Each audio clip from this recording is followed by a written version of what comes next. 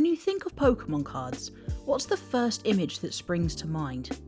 In 2025, it might be one of empty shelves and scalpers squabbling over the last pack of 151, but for most, it would be the iconic and original Base Set Charizard.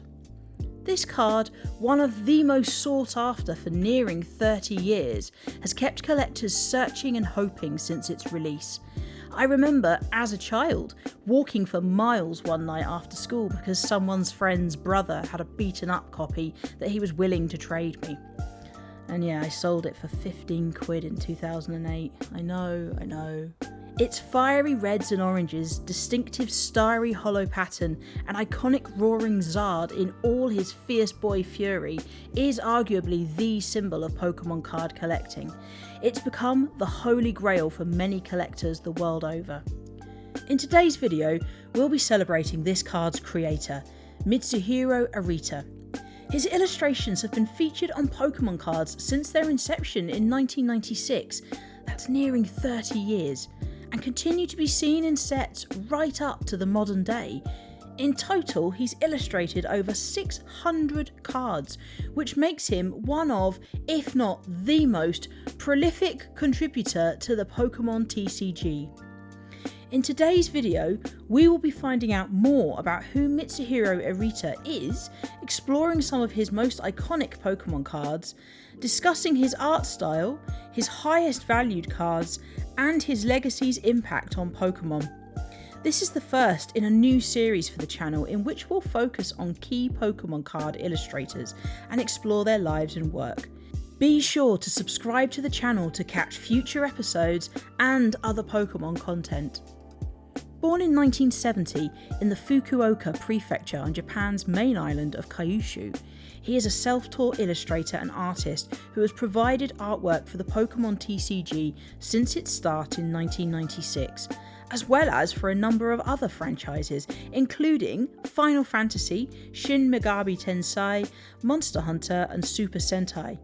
He's also produced a large number of comic book covers for the likes of Marvel and Black Horse Comics, among others. He's an active participant within the Pokemon community, as well as for many other franchises, and is a regular at events, collecticons and conventions internationally. He often does signings of his cards and their value can be huge, but we'll discuss more of that later.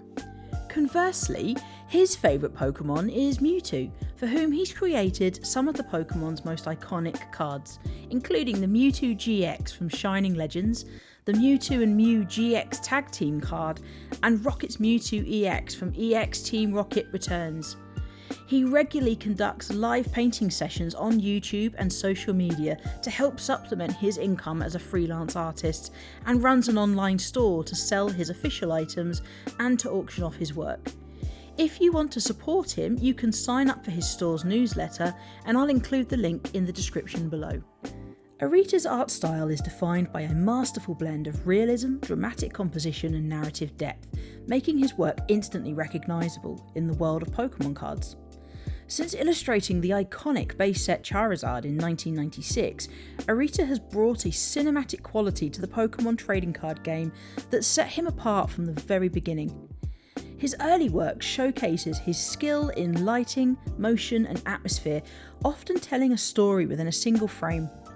Unlike many card artists who tend to focus on cute or simplified poses, Arita's Pokemon often feel like they're being caught mid-battle or emerging from their environment with purpose and presence.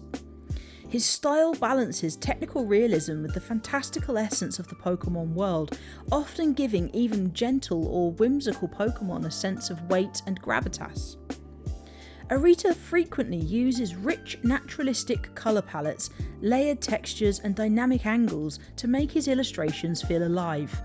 Over the years, his style has evolved to embrace digital tools while still retaining the painterly quality that his fans love. His modern work continues to push the boundary of what card art can be, elevating Pokemon to mythic status through luminous effects and intricate detailing. Outside of Pokemon, Arita's skills extend to Final Fantasy, Star Wars concept art, and other fantasy and sci-fi properties. These influences often echo back into his Pokémon cards, contributing to their epic, almost legendary tone. In short, Mitsuhiro Arita doesn't just illustrate Pokémon, he honours them, often portraying them as majestic creatures in living, breathing worlds. His work has shaped the visual language of the TCG for nearly 3 decades and remains a benchmark for Pokémon card art. Arita has been illustrating cards for Pokémon since the TCG's inception in 1996, and some of his work has gone on to become some of the most iconic cards in the franchise. He's become synonymous with Pokémon through such cards as the Base Set Charizard, but his work endures and spans through to the modern day. So let's take a look at 5 of his best vintage cards and 5 of his best from the modern era. The original Chase card. It goes without saying that this card is probably the most iconic Pokémon card of all time. This card's energy oozes out of the image at you, and the holo pattern brings Arita's Raichu to life. It crackles with electricity and quickly became a fan favourite when the original Team Rocket set dropped in 2000. The original legendaries were immortalised in 1999's Fossil set, and Arita crafted these cards to carefully show off their typing. Moltres' fiery reds, Articuno's chilling blues, and Zapdos's electric sparkle. Featured as both holos and non-holos, these cards were huge pulls at the time. This was the Moonbryon, long before the Moonbryon was even a wince in your bank balance's eye. A stunning, artistic, nighttime rendering of Umbreon skulking around on rooftops, and a huge hit with fans. It's easy to get caught up in Arita's iconic contribution of Charizard to 1999's base set, but he contributed a lot more than just that, including the huge hit Gyarados. Much like his Charizard, Arita's art style of realism lent itself to bringing Gary's angry demeanour to life. Although not Silver Tempest's biggest Lugia card, this one is still a big hit with the fans for its beautiful, photo-like detail and energy, key characteristics of a lot of Arita's illustrations. Scarlet and Violet's 151 set featured 3 distinct family sets of cards for each of the 3 original starter Pokémon, Charmander, Bulbasaur and Squirtle. The latter's set all being illustrated by Arita in his beautiful, realistic style.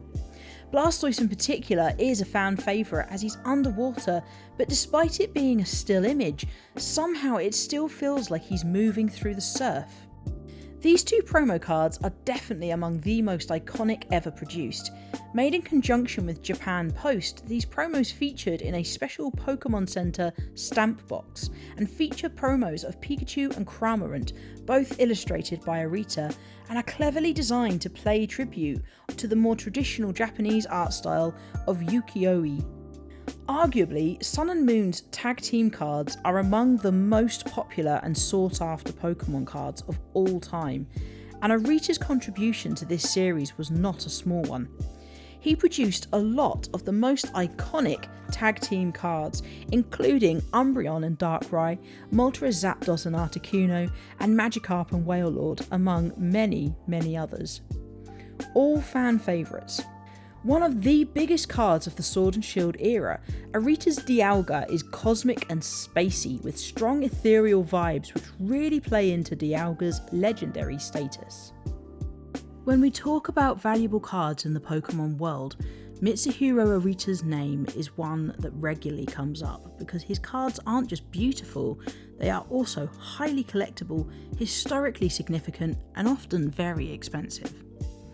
Starting with the most obvious choice, Base Set Charizard is a holy grail for collectors the world over. A PSA 10 first edition version of this card has sold for over $250,000. Let that sink in for a moment.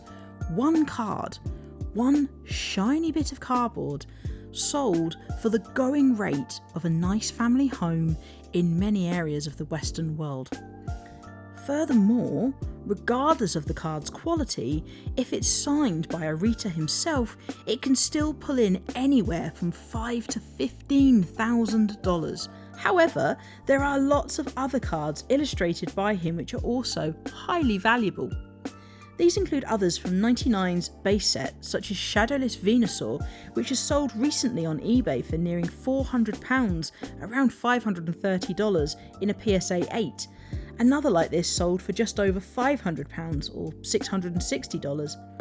In March 2025, a raw version of this card that was signed and doodled on by Arita himself sold for just over £800, around $1,000. But perhaps most notable is a PSA 10 signed version of this card, which sold in February 2025 on eBay for £1,804, $2,400. Not exactly pocket change. Moving on from base set, although we could mention his Gyarados again here, Arita's Hollow Golem from 2003's Skyridge is up there in terms of the pricier acquisitions you could make.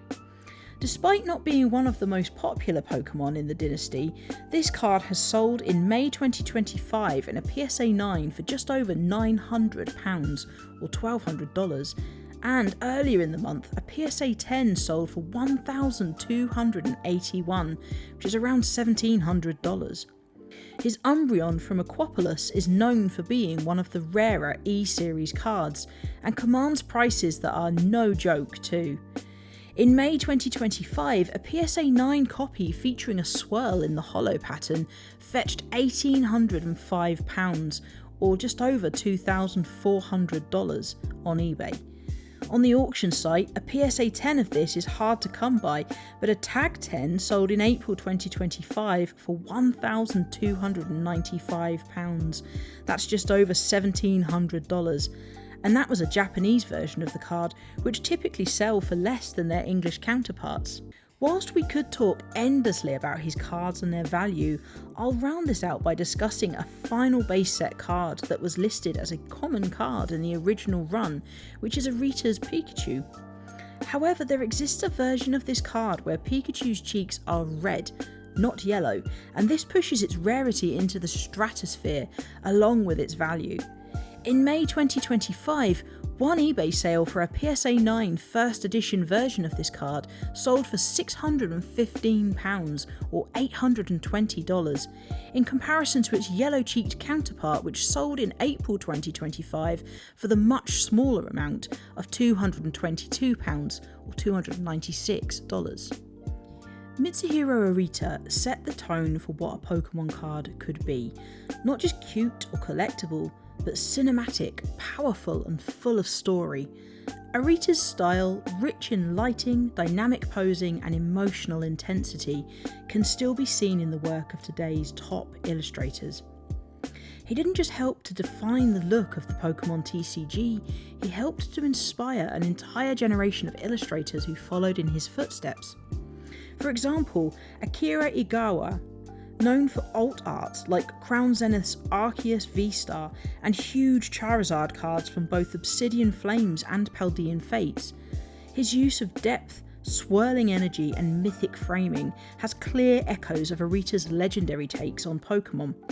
Igawa's illustrations feel like they have the same reverence for Pokemon as powerful ancient forces, not just creatures, but gods. Naoki Saito, known for trainer cards, has spoken about Arita's impact on him in his early career. His work has more stylization to it, but brings the emotion and posing that Arita pioneered, just with a modern, anime-inspired flair.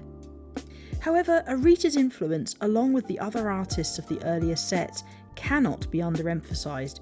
Their illustrations were the first detailed interpretations of the Pokemon characters and have gone on to influence their representations for the ensuing 30 years, so far, that the Pokemon TCG has run for.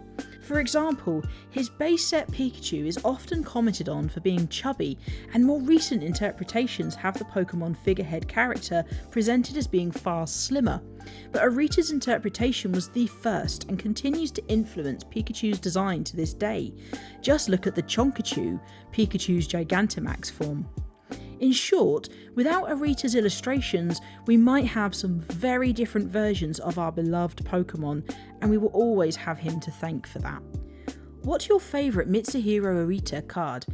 Let me know in the comments, and don't forget, like this video and subscribe to the channel if you would like more Pokemon artist deep dives. Next time we'll be talking about another legendary Pokemon illustrator who you might not even realise drew one of your favourite cards. Thanks again for watching. I'll see you then.